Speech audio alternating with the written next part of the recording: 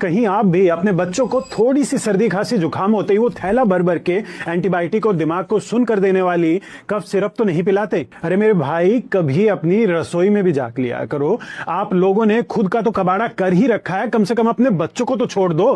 तुलसी के 4-5 पत्ते, 2-4 काली मिर्च के दाने, जरा सा अदरक का रस और जरा सा शहद मिलाकर इन सबको अच्छे से चटनी जैसी बना लो और अपने बच्चों को इसे दिन में 1 से 2 बार देना प्रारंभ करो। केवल 2-3 दिन की बात है। केवल खांसी की कंडीशन में ही नहीं, बल्कि सर्दी और जुकाम की समस्या में भी ये बहुत अच्छा आराम दिलाता है। कम से